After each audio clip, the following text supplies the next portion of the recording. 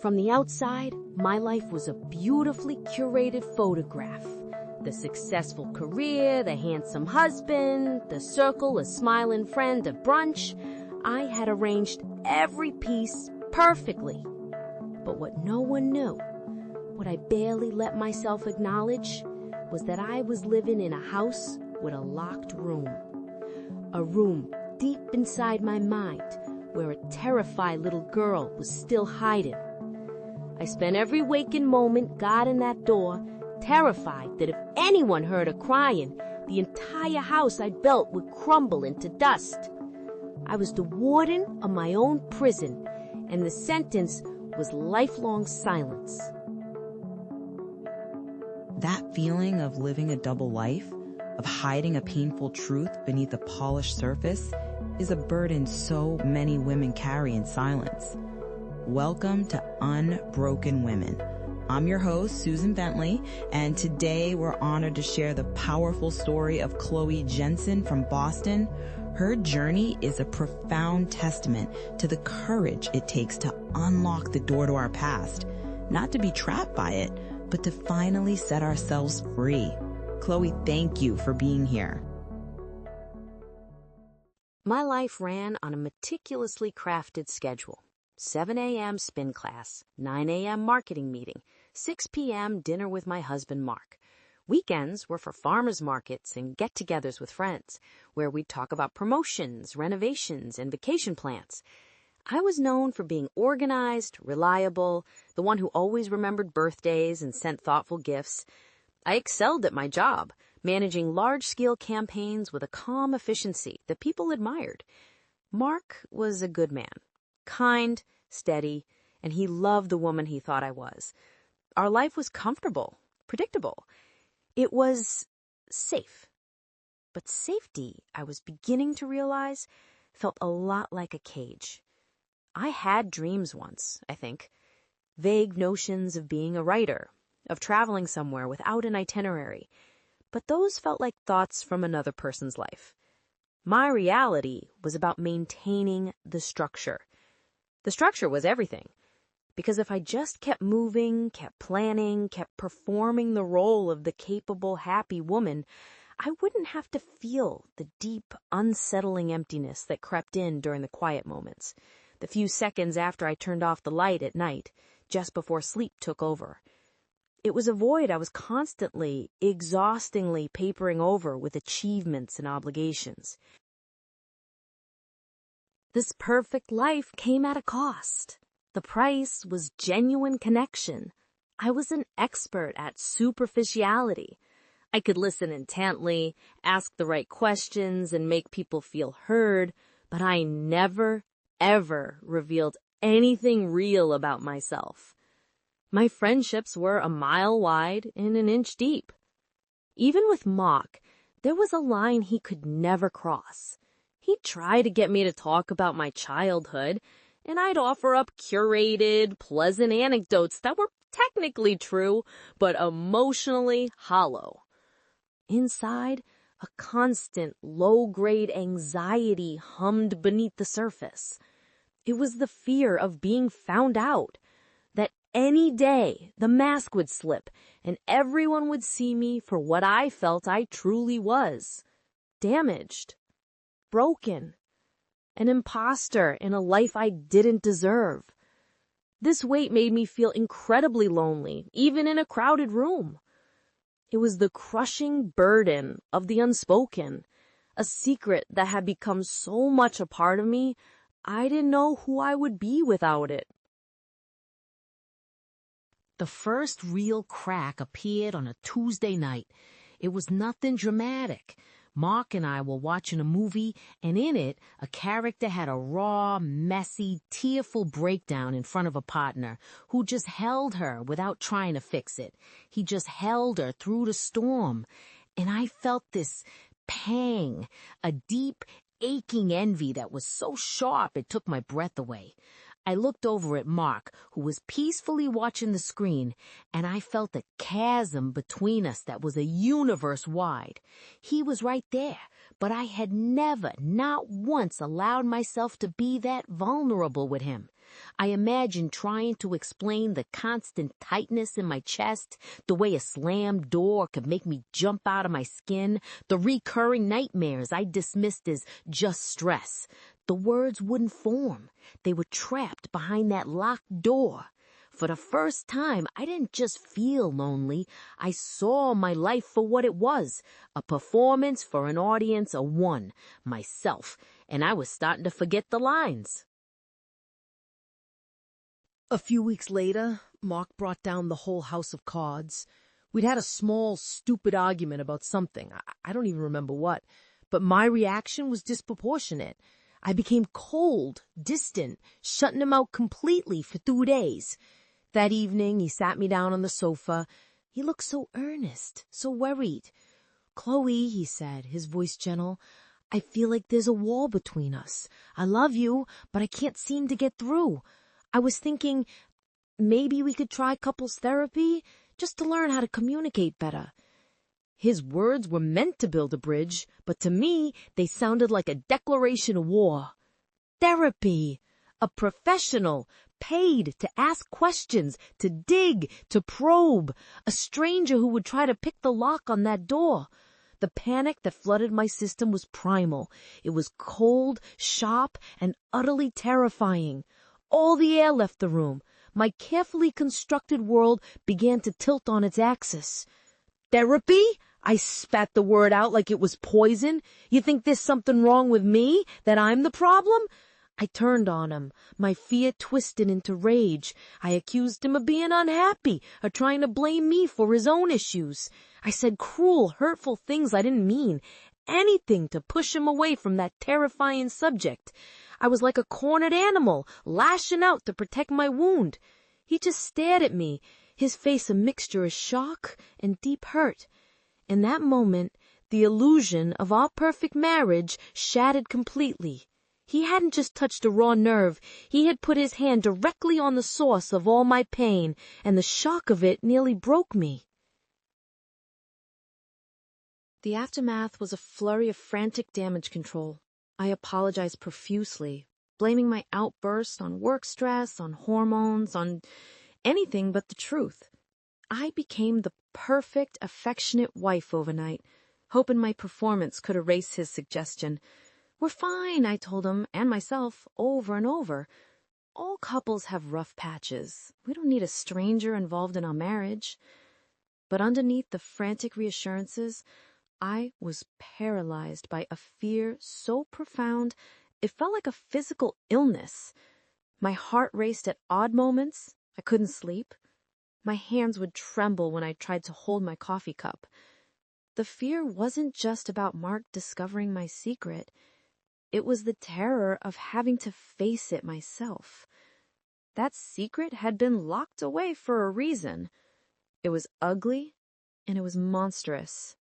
To unlock that door would be to unleash it, not just into my life, but into ours. I was terrified it would contaminate everything I had built. He would look at me differently. He would see me as broken, as tainted. He might even leave. And who would I be then? Without the facade, without the performance, I was certain there was nothing left. The unknown on the other side of that door was so much more terrifying than the familiar suffocating pain of keeping it shut. Eventually, to appease Mark and prove that I was trying, I reluctantly agreed to a single therapy session. I went in with my armor on, ready to perform, to charm the therapist, to convince her that we were just a normal couple with minor communication issues. But this woman was different. She didn't fall for it. She had kind, knowing eyes that seemed to see right through my defenses. She asked a simple, gentle question about my family, and something inside me snapped. It was like a dam breaking after decades of holding back a flood. A memory I had suppressed, a memory of shouting voices and the smell of alcohol and the sound of something shattering, flashed behind my eyes with blinding clarity. My carefully constructed composure didn't just crack, it disintegrated. My breath hitched, the room started to spin. I couldn't hear what she was saying anymore. A high-pitched ringing filled my ears. My heart hammered against my ribs so hard I thought it would break through. This wasn't anxiety. This was a violent, full-body hijacking. I felt myself shatter into a million pieces right there on that beige sofa. The little girl behind the door wasn't just crying anymore. She was screaming. And for the first time in my adult life, I couldn't silence her. Lying in bed that night, hollowed out and trembling from the aftershocks of the panic attack, I knew. I couldn't go on like this. The energy it took to keep the secret contained was finally gone. The warden was exhausted, and the prison walls were crumbling. Couples therapy wasn't the answer. This wasn't about us. This was about me. This wound was mine, and it was ancient. The decision that formed in the darkness was the most terrifying of my life. I had to stop running. I had to turn around and walk back to that locked room, open the door, and face whatever monster was inside. I had to find someone who specialized not in marriage, but in trauma. I knew, with a certainty that chilled me to the bone, that this path would mean unearthing unimaginable pain. It meant voluntarily walking into the fire I'd spent my entire life avoiding. But the alternative, a lifetime of this hollow performance, of this suffocating fear, had finally become more terrifying than the truth. The next day, I sat in my car during my lunch break, clutching my phone. My heart was pounding in my ears. I had a list of names, trauma specialists recommended by the couples therapist.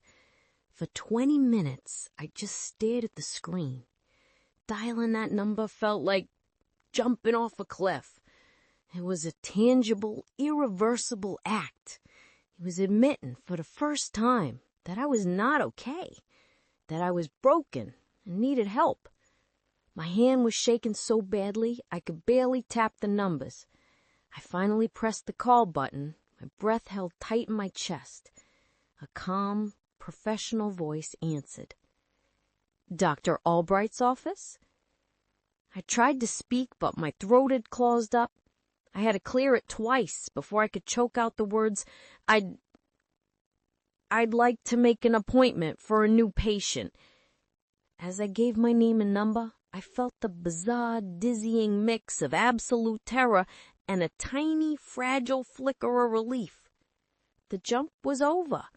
I was in free fall, with no idea what was waiting at the bottom, but for the first time, I wasn't just guarding the secret.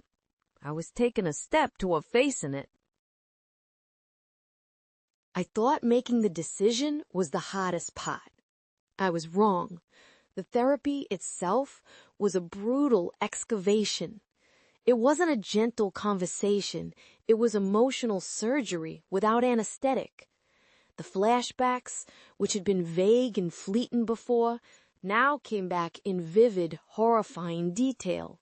Smells, sounds, fragments of conversations, they ambushed me at work, in the grocery store, in the middle of the night. Sleep became a minefield. I started pulling away from Mark again, but for a different reason. Before, I was hiding the wound. Now the wound was wide open, and I was terrified of what he would see. How could he love this raw, damaged version of me? The shame was overwhelming. I felt like a fraud who had tricked this good man into marrying her. Every session left me feeling exhausted, scraped out, and more fragile than before. I'd walk out of my therapist's office feeling like I had the flu, my body aching with the effort of holding myself together. My friends noticed the change. You seem so distant lately, Chloe. Is everything okay? That concern felt like an accusation. I couldn't tell him the truth, so I offered vague excuses about being busy at work. The isolation was immense. I was navigating the darkest territory of my life, and I was doing it completely alone, convinced that if anyone knew the truth of what I was unearthing, they would run. A voice in my head whispered to me constantly, "This is a mistake. You were managing before. It wasn't perfect, but it was safe. Now you've just made everything worse." I missed the numbness. I craved the blissful ignorance of dissociation, the protective shell I had lived in for so long. At least then I could function. Now I was a walking open wound. I would find myself crying in my car for no reason. I started to question if I would ever be normal again, or if this process had just broken me permanently. The temptation to cancel my next appointment, to retreat back into the familiar silence, was a powerful, seductive pull. Every single day was a battle between the part of me that desperately wanted to heal and the part that was terrified at a pain, begging me to just stop, to lock the door again and throw away the key for good. It was an exhausting, relentless war waged entirely within the confines of my own mind. The breaking point came during my 8th session. Dr. Albright was guiding me through a particularly difficult memory, and it became too real. I wasn't just remembering it, I was reliving it. The terror was so absolute, so consuming that I completely disconnected from the present. I was no longer in a safe office in Boston. I was back in that house, a small child, powerless and invisible. I left the session in a daze, stumbling to my car. That night, I decided I was done. This wasn't healing, it was torture. I was just re-traumatizing myself week after week. I was too broken. The damage was too deep. I emailed my therapist's office and canceled all my future appointments. A profound, crushing hopelessness washed over me. I felt like I had tried to fight the monster and it had swallowed me whole. The past had won. I curled up in bed, feeling nothing but a vast, empty darkness. I had given up. There was no fight left of me.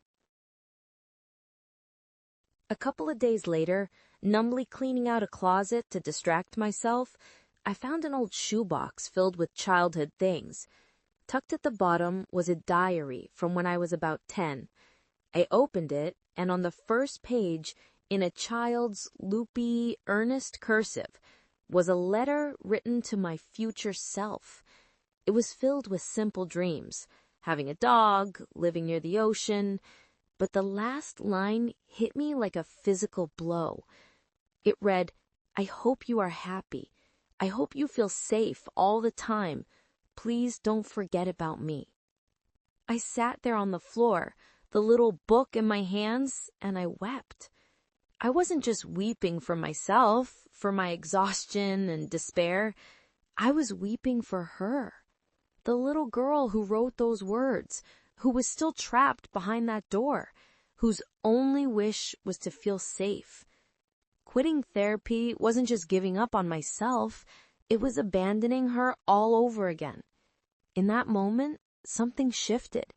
This wasn't just about my pain anymore. It was about her hope. I had to keep going. For her. I rebooked my appointment. This time, I went back with a different kind of strength. It wasn't armor. It was resolve. Dr. Albright and I worked on grounding techniques, ways to stay in the present when the memories threatened to pull me under. It was slow, painstaking work. There were still bad days, weeks even, but there were also moments of progress. The biggest step came when I finally decided to talk to Mark. Not the whole story at once, but small pieces. I sat him down one night, my hands trembling, and told him about the fear, about the little girl. I didn't give him all the ugly details, not yet. I just told him she was there and she was scared. And he didn't run. He didn't look at me with pity. He just listened. And then he took my hand and said, "Okay, we'll face it together." For the first time, I let someone else see the key to the locked room, and the world didn't end. In fact, it felt like, for the first time, my world was just beginning. The healing process was not a straight line, but over the next year, I began to notice a change. It was a quiet shift. The constant hum of anxiety in my chest started to fade. I could laugh, a deep, genuine belly laugh, without a part of my mind standing barred. I started sharing real opinions, real feelings with my friends. The biggest change was with Mark. The wall between us slowly dissolved, replaced by a level of intimacy and trust I never knew was possible. I no longer felt like an imposter. I was just me, a woman with a painful past, yes, but a woman who was not defined by it. The locked room was still there, but now the door was open. It was just a room, part of the house, no longer a prison. There was light and air inside. I was whole. If I could speak to the woman I was, the one so terrified on that sofa, I would tell her this. I know you're scared.